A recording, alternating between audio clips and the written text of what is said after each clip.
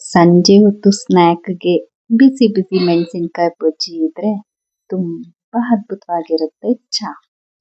So ಮೊದಲಿಗೆ ಉಪ್ಪು ಹಾಗೂ ಸ್ವಲ್ಪ ಹಿಂಗು ಮತ್ತು ಸ್ವಲ್ಪ ಅಡಿಗೆ ಸೋಡಾನ ಸೇರಿಸ್ಕೊತಾ ಇದ್ದೀವಿ. ನೀವು ನೋಡ್ತಾ ಇರ್ಬೋದು ನಾವು ಈ ಮೂರೇ ಇಂಗ್ರೀಡಿಯೆಂಟ್ಸ್ನ ಯೂಸ್ ಮಾಡ್ತಾ ಇರೋದು. ಜೊತೆಗೆ 2 ಕಪ್ ಆಗೋಷ್ಟು ಬೇಸನ್ ಅಂದ್ರೆ ಕಡಲೆ ಹಿಟ್ಟನ್ನ ತಗೊತಾ ಇದ್ದೀವಿ. ಕಡಲೆ ಹಿಟ್ಟು ಹಾಕಾದ್ಮೇಲೆ ನೀವು ಸ್ವಲ್ಪ ಸ್ವಲ್ಪ ನೀರು ಹಾಕೊಂಡು ಒಂದ್ ಸ್ವಲ್ಪ ತಿಕ್ ಆಗಿರೋ ಒಂದು ಕನ್ಸಿಸ್ಟೆನ್ಸಿ ಬರೋವರೆಗೂ ನೀವು ಚೆನ್ನಾಗಿ ಕಲಿಸ್ಬೇಕಾಗತ್ತೆ.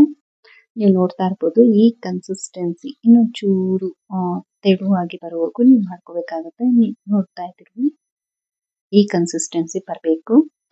ಸೊ ಈಗ ಚೆನ್ನಾಗಿ ಎಣ್ಣೆ ಕಾದಿದೆ. ಇದಕ್ಕೆ ಬಜ್ಜಿನ ಮೆಣಸಿನಕಾಯಿನ ಹತ್ತಿ ಬಿಡೋದ್ರಿಂದ ಎಷ್ಟು ನೋಡ್ತಾ ಇರ್ಬೋದು ನೀವು ಅದು ಆಲ್ರೆಡಿ ಎಣ್ಣೆಗೆ ಹಾಕಿದ ತಕ್ಷಣ ಮೇಲ್ಗಡೆ ಉಟ್ಕೊಂಡು ಬಂದ್ಬಿಡುತ್ತೆ. ಸೊ ನೀವು ಖಾರ ಬೇಕು ಅಂದ್ರೆ ಆ್ಯಡ್ ಮಾಡ್ಕೊಬೋದು. ನಾವಿಲ್ಲಿ ಖಾರನ ಆ್ಯಡ್ ಮಾಡ್ತಾ ಇಲ್ಲ ಬಿಕಾಸ್ ಮಕ್ಳಿಗೂ ತಿನ್ನೋದಕ್ಕೆ ಚೆನ್ನಾಗಿರುತ್ತೆ, ಮಕ್ಕಳು ತಿಂಡಿ ಅನ್ನೋದಕ್ಕೋಸ್ಕರ. ಆಲ್ರೆಡಿ ಮೆಣಸಿನಕಾಯಿ ಬಜ್ಜಿ ನಿಮಗೆ ಗೊತ್ತಿರೋ ಥರನೇ ಖಾರ ಇರುತ್ತೆ. ಬಟ್ ನಾವು ಅದರಲ್ಲಿ ಮೆಣಸಿನಕಾಯಿನಲ್ಲಿ ಇರೋವಂಥ ಬೀಜನೆಲ್ಲ ರಿಮೂವ್ ಮಾಡಿದ್ದೀವಿ. ಮಾಡಿ ಅದಕ್ಕೆ ಒಂದು ಖಾರನ ಯೂಸ್ ಮಾಡ್ತಾ ಇಲ್ಲ. ಸೊ ಮಕ್ಕಳು ತಿನ್ನೋದ್ರಿಂದ ಹಾಗೆ 3 ಇಂಗ್ರೀಡಿಯೆಂಟ್ಸ್ನ ಹಾಕಿ ಬೇಯಿಸ್ತಾ ಇದ್ವಿ. ಬಟ್ ಈ 3 ಹಾಕಿದ್ರೆ ಎಷ್ಟು ರುಚಿಯಾಗಿ ಬರುತ್ತೆ ಅಂದರೆ ನಿಜವಾಗ್ಲೂ ಅಷ್ಟು ರುಚಿಯಾಗಿ ಬರುತ್ತೆ, ಬೇಗನೂ ಆಗ್ಬಿಡುತ್ತೆ. ಸೊ ನೀವು ನೋಡ್ತಾ ಇರ್ಬೋದು ಆಲ್ರೆಡಿ ಆಯಿತು ಇದು.